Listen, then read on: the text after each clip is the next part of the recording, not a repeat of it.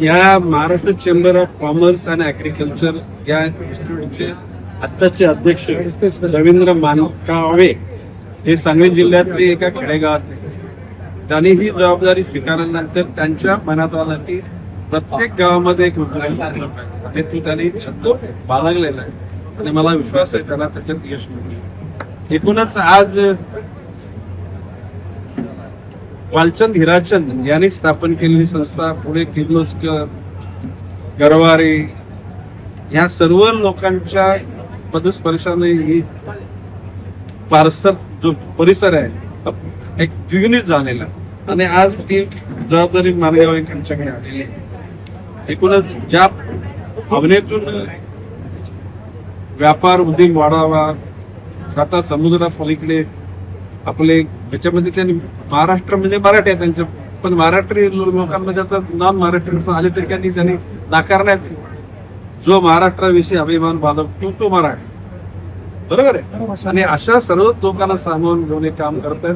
या सर्व घटकांना आम्ही नुसत्या मनपूर्वक शुभेच्छा देत नाही, ते यांच्या पाठीमध्ये ताकदीने उभे राहतो. वन विभागाच्या संदर्भामध्ये आता वन विभागाने 300 कोटी झाडं लावण्याचं उद्दिष्ट आधी माननीय मुख्यमंत्र्यांच्या नेतृत्वाखाली दोन्ही उपमुख्यमंत्री आणि मी वनमंत्री आणि आणखी 4-5 एक अशी कमिटी निर्माण केलेली आहे की युद्ध पातळीवर ही झाडं लावण्यात आली.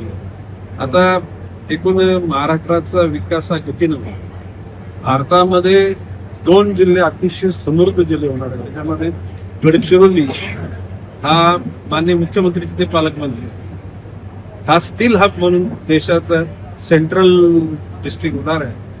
आणि त्याच्यानंतर पालघर जिल्हा ज्या ठिकाणी वाधवन सारखं पोर्ट ही एशियामधलं ज्या 2-4-5 पोर्ट त्याच्यामध्ये एक पोर्ट आहे. मुंबई आता ही आपली नवी मुंबई, 3री मुंबई पेण परिसरात होती आणि 4थी मुंबई पालघर मध्ये ते एअरपोर्ट होतं. वाधवन सारखं मोठं म्हणजे सी पोर्ट होतं. एकूण समृद्धी महामार्गाचे देशातल्या सर्व रस्त्यांची कनेक्टिव्हिटी तिथे होणार आहे. वन विभागाच्या माध्यमातून 1000 एकर जागेमध्ये ज्याला आपण फर्निचर सेंटर, काही त्या ठिकाणी FDCM स्वतः फॉरेस्ट डिव्हिजन करेल आणि मग काही फर्निचर बनवणाऱ्या उद्योजकांना तिथे जागा दिल्या जाईल, त्याला प्रोत्साहन केलं जाईल. आणि पर्यावरणाच्या अनुषंगानं कार्बन क्रेडिट पण घेण्याचा विचार आहे.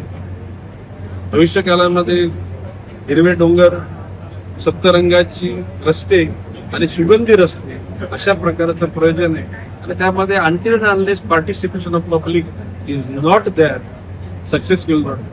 आणि म्हणून जनसामान्याचा सहभाग त्याच्यात यशस्वी होण्याचं मी ठरवलेलं यश मिळेल.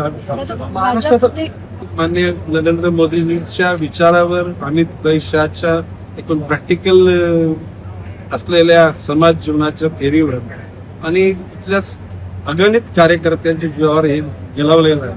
निश्चितपणे सगळ्या जनतेला त्याचा आनंद होईल. महाराष्ट्र एका बाजूला विकास, मी बघाशी म्हटलं होते मोदीजींचा देशाचा जो एक प्रकारचा विकास आहे आणि देशाच्या विकासाबरोबर अन्य विकसनशील देशांना मदत करण्याची धारणा आहे.